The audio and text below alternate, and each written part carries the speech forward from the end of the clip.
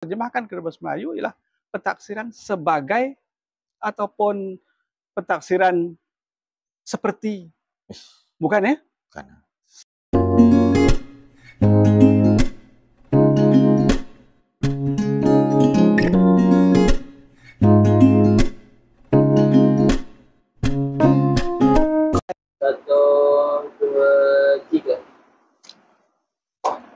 Assalamualaikum warahmatullahi wabarakatuh. Ibu bapa, guru-guru, datuk-datuk dan datin, tuan-tuan dan puan-puan, penonton yang dirahmati Allah sekalian. Saya Jamil bin Adimin. Dan saya Qadri Ahmad. Jumpa lagi dalam podcast pendidikan bersama Dr. Jaka, siri ataupun episod yang ke-14. Dr. Qadri, selamat datang sekali lagi ke siri ini, Dr. Qadri. Cantik baju ni. Baju hebat. Macam baju istana ya. Saya ni ala cowboy. Cowboy lah ya. Tak ke kebun?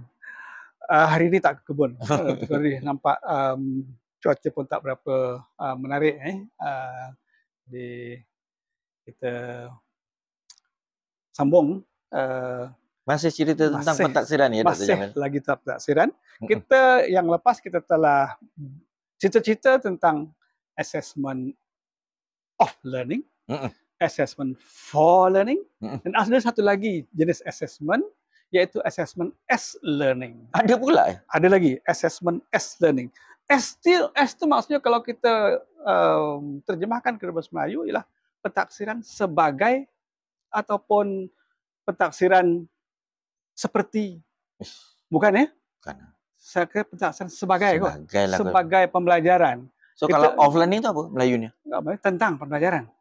Pentaksiran tentang pembelajaran. Kalau for learning untuk pembelajaran. Untuk pembelajaran. As learning sebagai pembelajaran. Okay. Kalau saya pun tak rujuk lagi dewan bahasa. Dulu kita semasa di lembaga peperiksaan, saya ingat lagi Dr. Qadri minta saya untuk menulis kepada Dewan Bahasa untuk memperkenalkan pentaksiran dan bukan penaksiran. Lama juga kita gaduh di situ, Dr. Qadri. Tapi oleh kerana yang menggunakan pentaksiran ini dua badan yang besar, iaitu Lembaga Hasil Dalam Negeri, Cukai, dan mereka menggunakan pentaksiran. Taksiran. Dia gunakan taksiran. Dia guna taksiran, maknanya kalau ditambah pe jadi pentaksiran lah. Dia tak jadi penaksiran. Argumen kita ialah kalau boleh diterima pentadbiran, kalau boleh diterima penterjemahan dan bukan penerjemahan, mengapa tak boleh diterima pentaksiran?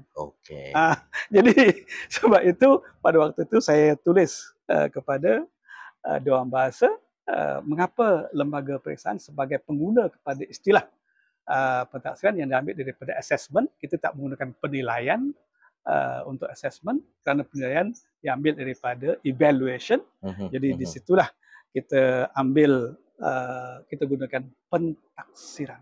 Walau pihak universiti dia menggunakan penaksiran. Tapi ialah untuk assessment as learning ini, oleh kerana assessment as learning ini dia agak baru. Lagi baru dari assessment for learning? Lagi baru daripada assessment for learning. Maknanya kalau gitu dari segi kronologi, turutannya, mula-mula assessment of learning. Lepas tu datang assessment for learning. Lepas tu ada pula assessment as learning. Gitu ya? Istilah assessment of learning itu pun dia terhasil kerana adanya assessment for learning. Dia tidak terhasil awal-awal ada assessment of learning, tak ada. Bila pakar-pakar pendidikan memperkenalkan assessment for learning, maka yang sebelum yang dulu tu tuh dipanggil apa ya? Dipanggil apa? Dipanggil off learning. Off learning. Ya. Tapi sedap juga off forest, off learning, for learning, as learning. As learning.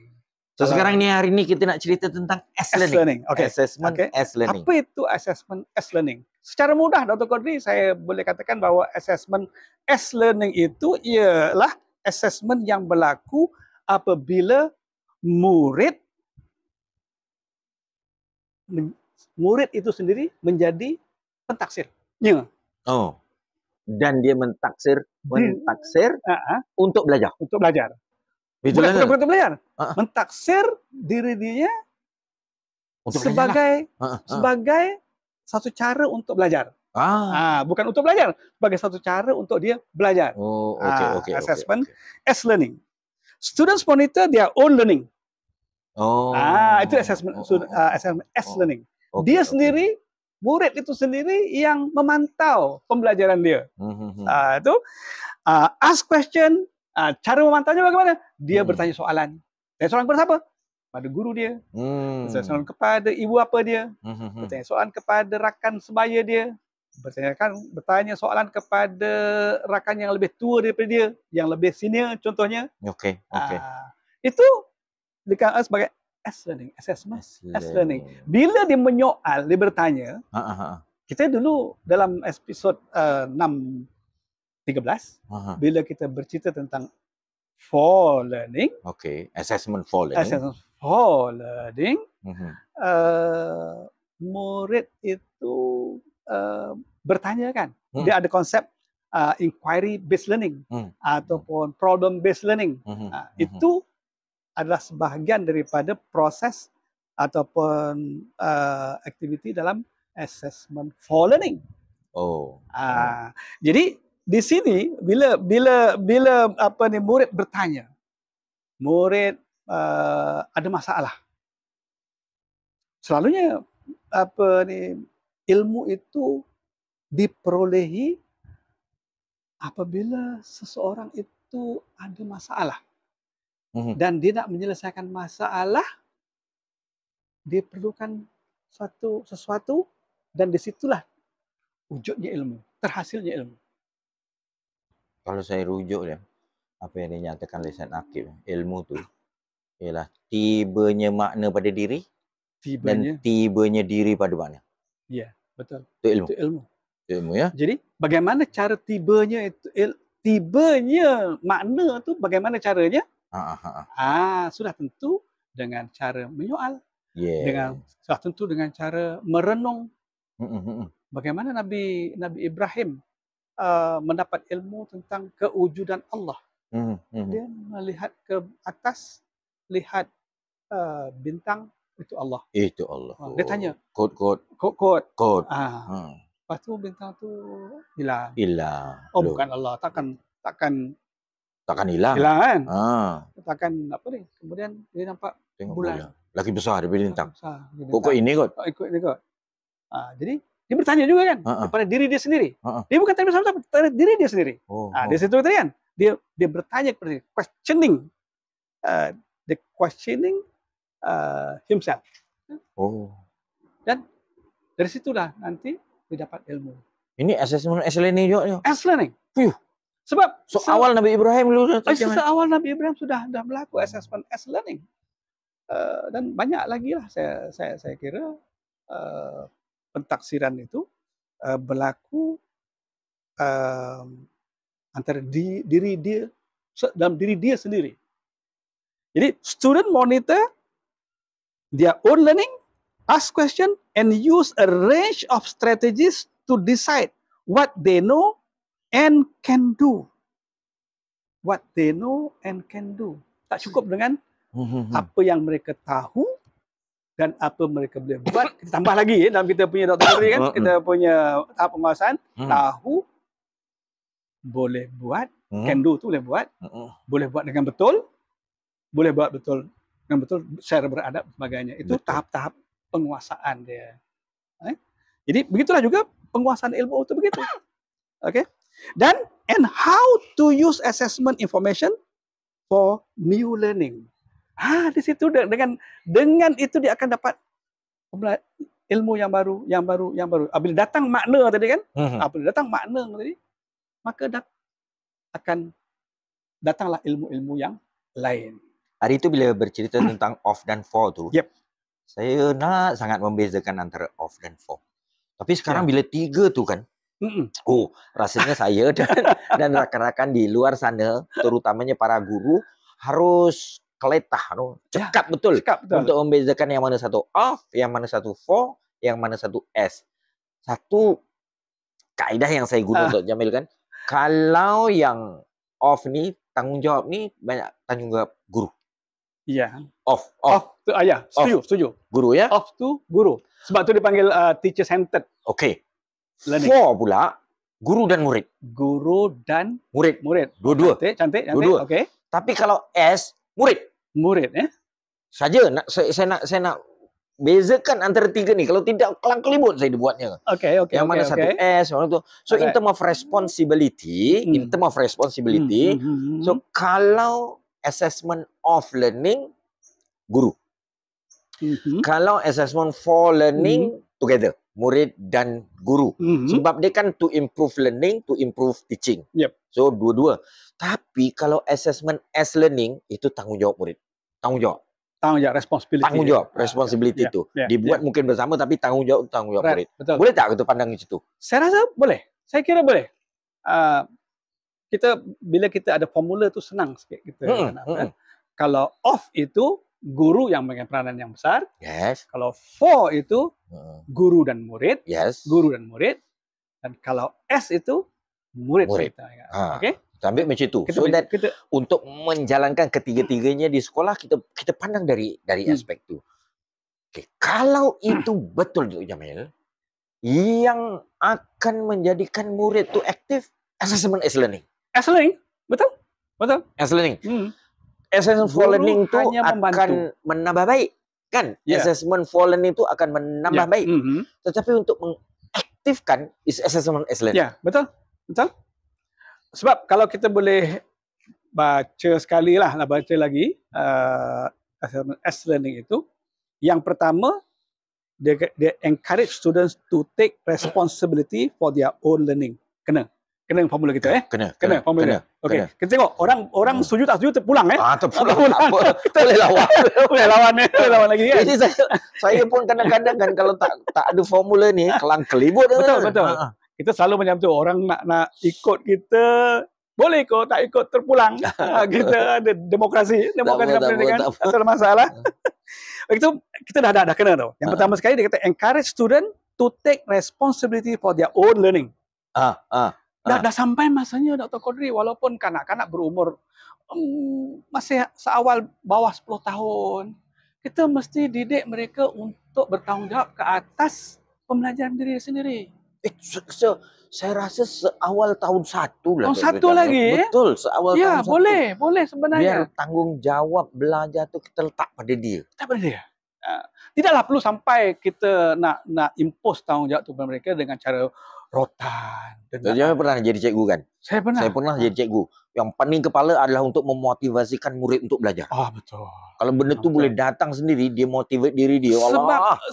Sebab itu motivasi yang selama ini ialah motivasi ekstrinsik. Cakap orang putih. Extrinsic motivation. Luaran.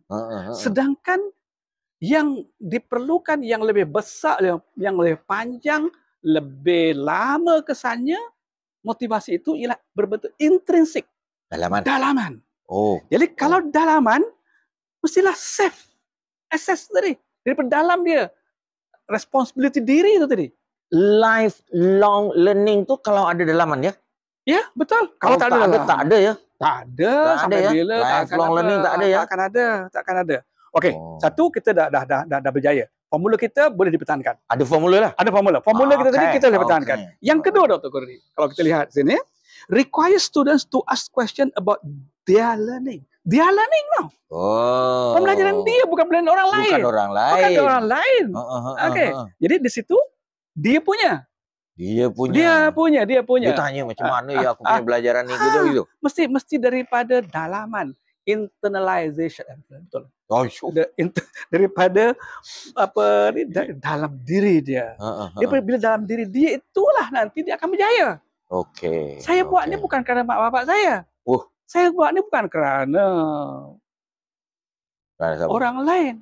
Bukan kerana makwa saya. Makwa saya. Ada makwa dah. Dulu-dulu lah. Bukan kerana, tapi dari diri dia sendiri. Itu yang boleh menyebabkan berjaya. Seseorang itu berjaya kerana dorongan dalaman. Yang ketiga, Dr. Kodari. Involve teachers and students creating learning goals to encourage growth and development. Involve teachers and students creating learning goals. Learning goal itu memanglah apa ni?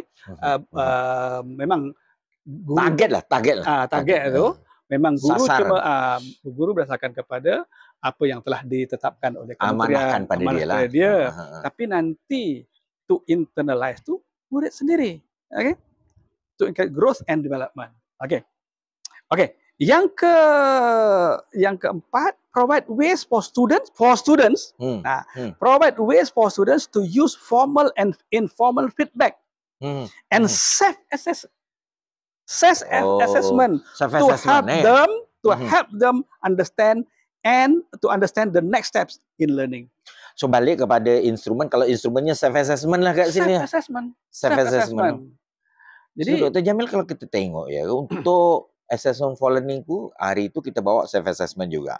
Tapi untuk assessment as learning pun self-assessment. So maknanya di abad 21 ni Dr. Jamil, self-assessment ni sangat penting ya. Sangat penting. Kalau nak ada lifelong learning pun, self-assessment kena ada ya. Mesti self-assessment. Mesti assessment. So kita sarankanlah kepada anak-anak murid yang dikasihi, kepada para guru, mari kita bangunkan dalam diri kita upaya self-assessment. Betul? Self-assessment. Apa dia self-assessment ni? Mari kita sama-sama dalam disiplin ilmu Islam kita juga, Dr. Kodri, self-assessment itu dipanggil sebagai muhasabah diri. Muhasabah diri. Muhasabah diri ini memang sangat digalakkan dalam Islam. Supaya orang yang mengenali sama ada dia tu telah buat dosa ataupun buat kebajikan, diri dia sendiri kan, Dr. Kodri. Diri dia sendiri. Memang orang nampak di luaran. Tapi dalamannya secara tuntas, secara tuntas diri dia sendiri, dia yang tahu. Jadi so self-assessment ni kan, orang selalu kata assessment as learning ni. Ya apa benda ya, macam mana nak buat ya? Rupanya dua je Dr. Jamil tahu. Dua je kalau kita tengoklah kita.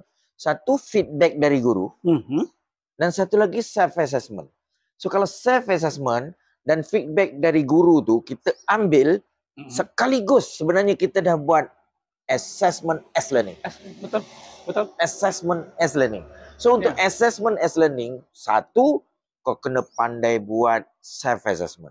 Dua, kena dengar apa yang cikgu punya feedback tu. Dengar. So respect cikgu tu masih ada kat situ kan? Respect cikgu bukan maknanya bila kau dah pandai tu tak perlu hormat cikgu. Hormat cikgu. Hormat cikgu apa? Feedback dari cikgu tu ambil. Tetapi ada lagi satu. Buat self-assessment. Kita cantumkan dua ni, jadi assessment as learning. Macam mana? Boleh? Boleh. Memang masih lagi dalam lingkungan definisi yang kita jadikan sebagai formula tadi, yang masih boleh dipertahankan. Walaupun ada, kalau tadi off learning itu guru saja, teacher centered. For learning guru dan murid. Tetapi as learning itu murid punya tanggung jawab. Guru, kalau kita lihat dalam SPK standard quality perguruan biasa, SKPM G, SKPMG, guru sebagai fasilitator. Guru sebagai fasilitator. Guru sebagai pendorong, guru sebagai fasilitator, guru sebagai pengawal, guru sebagai dia ada 4. Guru sebagai pengawal, guru sebagai pentaksir, ada satu pentaksir punya. Guru sebagai pentaksir, guru sebagai pendorong atau motivasi, guru sebagai lupa dah. Jadi di situ peranan guru facilitator dan murid sebagai pembelajar yang active learner. Jadi kita guru di Malaysia itu peranannya itulah. Di situ Peranan guru. Okey, kalau off learning tu kita cerita hari itu dekat ujung.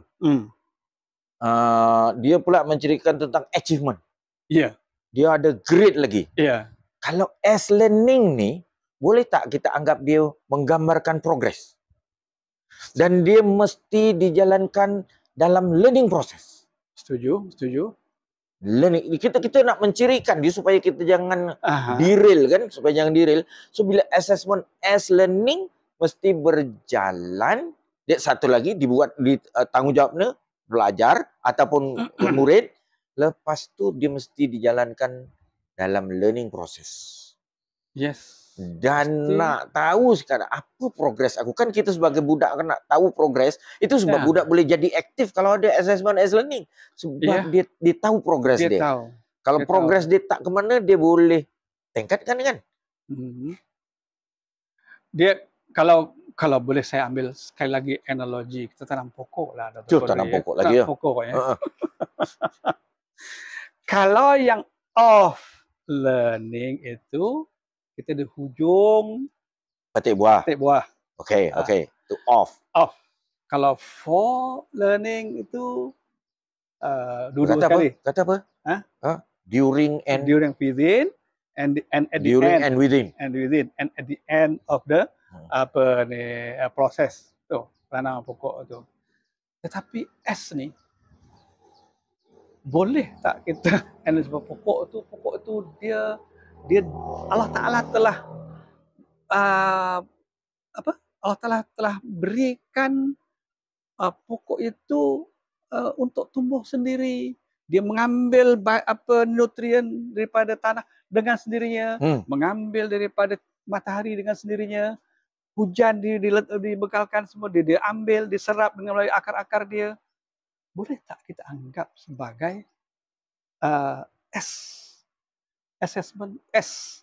Siapa yang buat assessment tu? Kalau assessment kat situ. Pokok tu sendiri lah. Pokok. Pokok tu sendiri lah. Ini slow. Tokoh saya difahamkan tanam pokok kelapa, tanam tinggal tuai. 3 T. Tanam tinggal tuai. Siapa yang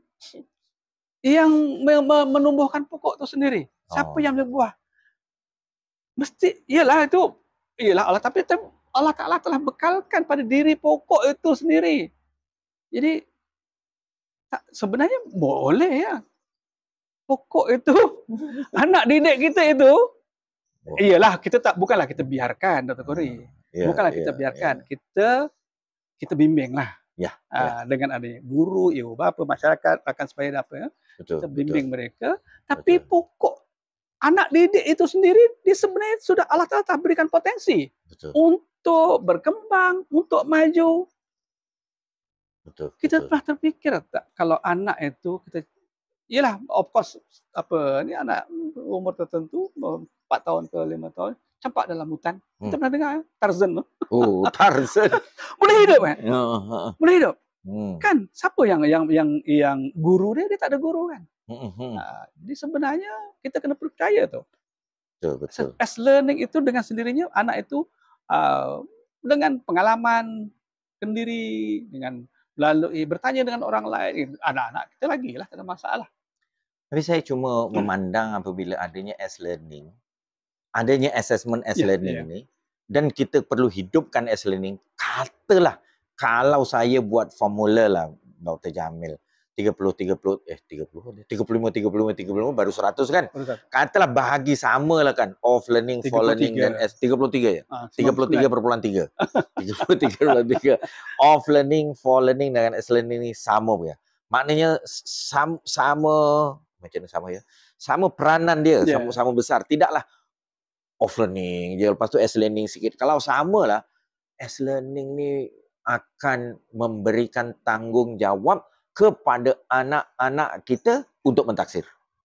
So itu akan menjadikan dia pembelajar yang aktif.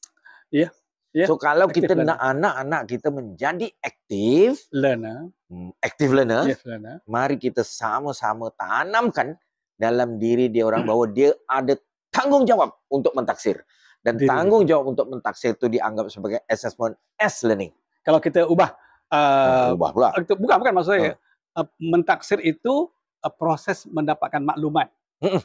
Mentaksir itu kalau kita minta ataupun kita bertanggungjawab untuk anak-anak mendapatkan maklumat tentang diri dia sendiri. Yes. Sebab mentaksir itulah proses mendapatkan maklumat dan membuat makna kan.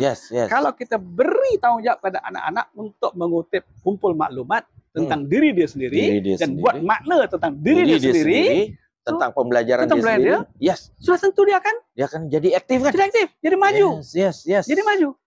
So jadi penting sangat nih assessment learning betul. Untuk memajukan. Kalau kita cari-cari lah, macam mana ya kita nak meningkatkan prestasi anak-anak kita nih?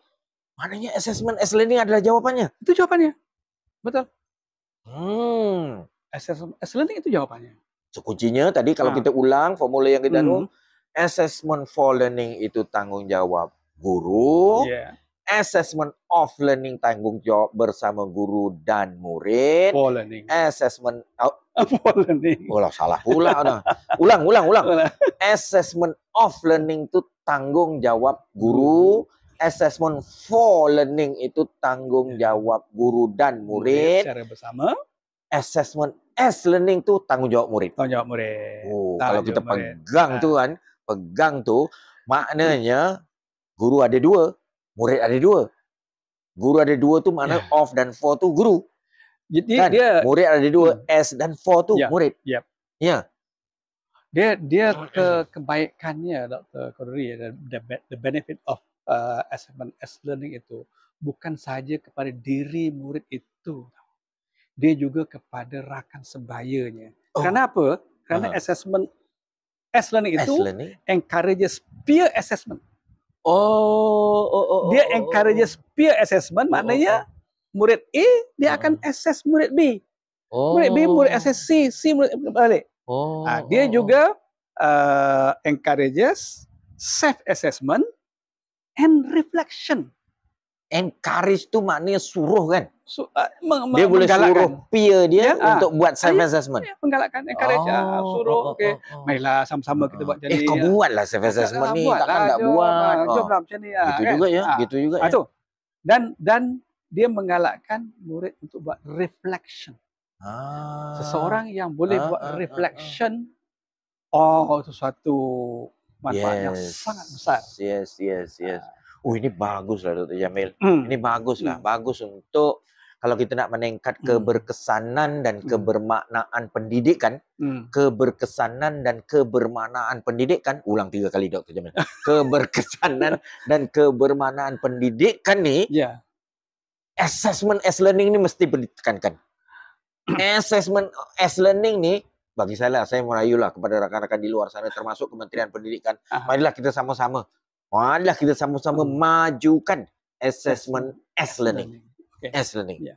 Boleh ya? Boleh. Tapi sebelum kita ada 5 minit terakhir ini Dr. Kodri. Dulu kita pernah dengar. Tadi kita kata assessment as learning itu pentaksiran sebagai pembelajaran. Dulu kita pernah dengar Dr. Kodri, measurement driven instruction, MDI. MDI. Kalau kita kata ni pentaksiran sebagai pembelajaran, dia seolah-olah macam ada membawa makna belajar menggunakan pentaksiran ataupun pembelajaran yang didorong oleh pentaksiran. Adakah itu salah ataupun bagaimana Dr. Kalau pandangan saya lah mengikut ini John Bigg daripada Universiti Hong Kong. Dia kata constructive alignment dalam pendidikan tu is apabila curriculum, instruction, assessment ada dia punya alignment. Alignment. Maknanya Dr. Jamil, elemen assessment tu memang dah ada kat dalam tu. So sama ada dia mempengaruhi atau dipengaruhi, dia memang ada kat dalam. Kalau dulu we are talking about measurement driven instruction, measurement tu datang dari luar. Tapi ni sekarang bila assessment driven instruction ni, assessment tu memang sudah ada dalam proses pendidikan. So bagi saya, assessment driven instruction ni bagi saya is positive development. Positive development. Ya, ia bukan sesuatu yang harus ditentang. Dia assessment driven, bukannya measurement driven. Bukan. Tapi sebab beza driven. Yes. Kalau measurement driven maknanya kita ukur. Sebab measure tu ukur kan? Betul. Ukur. Betul. Baru boleh belajar. Yes. Tapi di sini bukan ukur. Betul. Assess. Betul. Dapat maklumat. Kutip maklumat. Betul. Buat makna. Betul. Itu bukan ukur. Dan assessment yang kita dah cerita ada 3. Ada 3? Bukannya off learning saja. Ada for learning dan ada as learning kat situ. So tiga kat situ tu, okay, as learning. Kalau dia kurang, dia tambah baik. For learning, cikgu dia akan nasihatkan dia tambah baik. Itu sendiri sudah menjadi driven kepada instruction. Dulu Dr. Kodri saya masih ingat lagi kubarok kita. Pembesar kita, ketua-ketua kita lah dalam pendidikan, di Kementerian Pendidikan selalu sebut which one come first? Dog wag the tail, or tail wag the dog. Jadi dia kata uji dulu baru baru ajar atau belajar baru uji. Di situ dulu selalu timbul isu itu apabila kita bercerita tentang pentingnya pentaksiran semua kan. Tapi Dr. Jamil sebelum Doktor tutup boleh tak kita ulang formula kita tadi? Formula kita dapat baru ni tu. Ya, baru ni. Sebelum ni tak timbul seperti biasa. Okey. Off learning tu tanggungjawab guru. Ya. For learning tu tanggungjawab bersama guru dan murid. Dan as learning tu tanggungjawab murid. Selamat mentaksir. Ya, jangan bimbang lah. Mana yang ekor yang wag. Siapa wag apa? Anjing ke yang wag ekor dia ke? Ekor yang wag anjing sehingga anjing tu bergerak. Tu masing-masing lah. Yang pentingnya anak-anak kita belajar. Anak-anak kita belajar. Ada tanggungjawab masing-masing. Sama ada anjing itu bergerak kerana ekor dia yang wag dia ke ataupun. Jadi saya rasa setakat itu saja pertemuan kita dalam podcast pendidikan bersama Dr. Jaka. Saya Jamil Arimin dan saya Kodri Ahmad. Jumpa lagi dalam episod seterusnya, iaitu episod 615. Assalamualaikum warahmatullahi wabarakatuh.